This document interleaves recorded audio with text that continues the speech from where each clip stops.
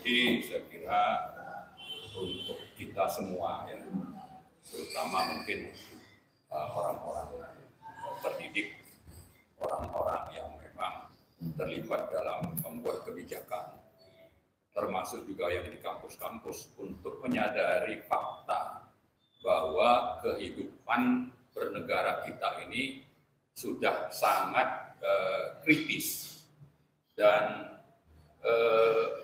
bisa dibilang dalam kondisi SOS. Misalnya SDA dirampok, buruh dihisap, negara itu seolah-olah digadaikan terutama kepada Cina. Lalu kedaulatan negara itu juga sudah tidak jelas, lebih banyak dikendalikan oleh oligarki. Kemudian juga demokrasi dibunuh.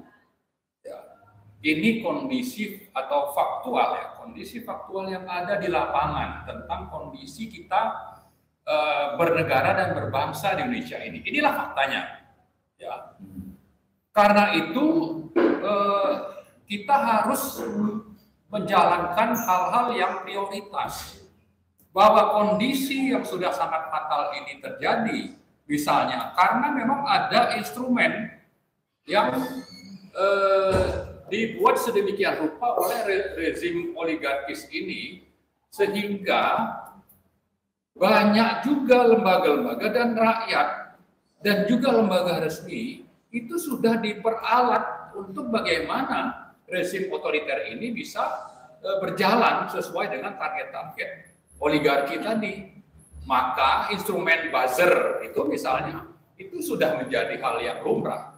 Kemudian sekarang instrumen bagaimana menyerang, mengkriminalisasi orang-orang yang kritis, misalnya seperti Rocky Gerung. Ini adalah tidak lepas dari bahwa ini tidak cuma berdiri sendiri, tapi ini adalah bagian dari instrumen oligarki yang sedang tadi menjalankan agenda-agenda untuk salah satunya merampok SDA, menghisap rakyat, menjalankan agenda asing dan membunuh demokrasi. Itulah fakta yang ada, ya, yang kita sudah lihat di lapangan. Jadi ada fakta, kita bicara instrumennya, lalu apa yang perlu kita lakukan? Saya kira inilah yang sekarang sedang kita juga kerjakan, bagaimana supaya ada kesadaran untuk mari sama-sama kita bangkit melawan rezim tiranik ini. Saya tidak mau mengamini apa yang Pak Musti sebutkan tadi, seolah-olah ini jadi kita pesimis, dia sangat kuat. Tidak, ya. Jadi jangan pesimis, meskipun saya bicara, Pak Musti bicara karena fakta, tapi di sisi lain saya bicara soal bagaimana membangkitkan perlawanan. Jadi jangan membuat statement yang pesimis. Sebaliknya, yang harus kita ingatkan bahwa Presiden Jokowi, umur Anda tidak sampai 2 tahun, mungkin tinggal 1,5 tahun. Bisa saja umur itu tidak sampai ke akhir tahun ini. Ya, kita bisa mencatat bagaimana pimpinan partai itu ada yang sudah meninggalkan Anda yang tadinya satu koalisi dengan Anda. Nanti menyusul yang lain, dan ada juga mungkin nanti menteri-menteri yang mundur.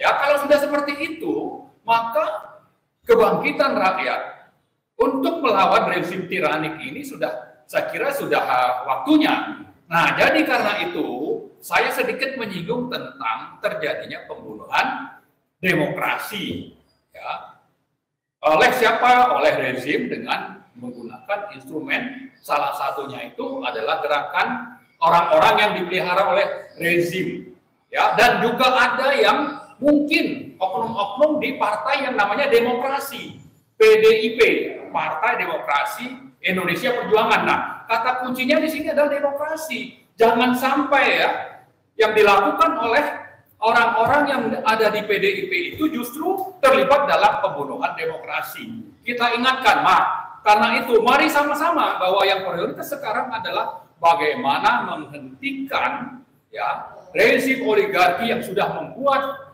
bagaimana kehidupan berbangsa dan bernegara kita dalam kondisi yang sangat kritis di satu sisi, dan di sisi lain mari segera kita bersatu melakukan hal-hal yang mendesak, yaitu bagaimana rezim ini berakhir kalau perlu tidak sampai Oktober 2024. Kalau perlu itu adalah Oktober 2023. Ya, bulan depan kita harapkan ada perlawanan rakyat, dan kita berharap partai-partai yang sekarang mendukung pemerintah itu menyadari berbagai pelanggaran yang saya sebutkan tadi untuk melakukan koreksi dan segera memproses pemakzulan Presiden Joko Widodo. Saya melihat begini Pak Marwan, biar nyambung lagi.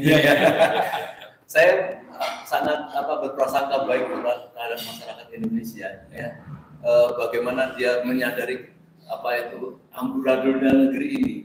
Mereka berharap memang terus segera terjadi perubahan. Memang saya lihat ada beberapa pecah, ya, kelompok orang yang mengharapkan sekali pergantian melalui Pilpres. Tapi ada kelompok yang tidak mau menyinggung masalah Pilpres, tapi dia sibuk di dalam oposisi untuk segera melengsarkan karena amburadul tadi. Dan yang ketiga, namanya ada kelompok-kelompok senior-senior yang juga sudahlah pokoknya bisa mengembalikan segera UUD 45 misalnya. Saya melihat ini nampaknya semangatnya sama untuk menyelamatkan negeri. Apa komentar Pak? Iya, saya memilih untuk pilihan kedua itu yang segera, ya. Jadi pemakzulan, karena memang faktanya di lapangan konstitusi itu sudah dilanggar di banyak pasal. Kemudian kehidupan berbangsa bernegara kita itu sudah dalam kondisi kritis. Karena itu, ya itulah yang kita sebut sebagai plan E.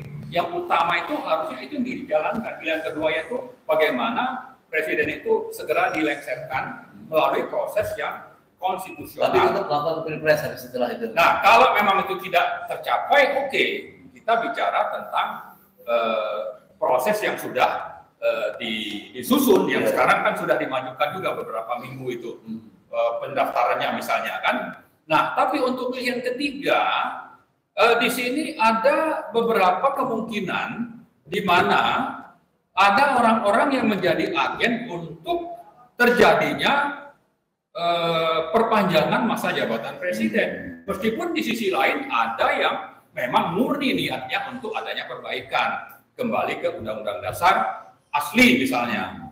Tapi ada juga dari yang mendukung amandemen ini, ada pasal-pasal yang memang perlu dirubah misalnya. Nah, bagi kita itu mungkin untuk pilihan ketiga ini saya cenderung untuk mengingatkan siapapun itu untuk jangan sampai tertumpangi oleh penumpang gelap.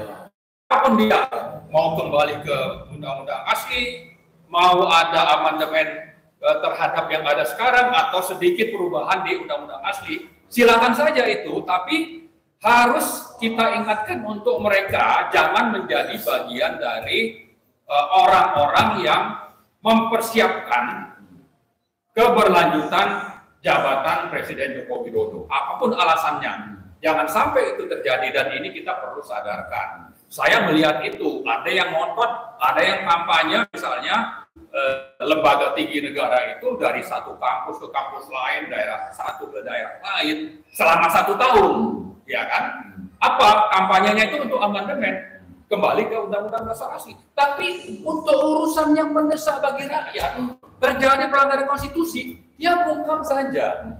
Jadi karena itu saya khawatir jangan-jangan beliau ini adalah orang atau si tokoh ini adalah bagian dari orang yang sebetulnya menjalankan agenda untuk diperpanjangnya jabatan Joko Widodo ketiga atau beberapa tahun ke depan, dan itu pernah dicetuskan misalnya oleh yang namanya Ketua DPD Lanyala Mataliti. Ini pernah disebutkan. Nah, kita ingatkan beliau ini, ya, kita bukan menolak amandemen, tapi kita tidak mau bahwa acara itu, agenda itu ditumpangi secara diam-diam untuk terjadinya perpanjangan Presiden Joko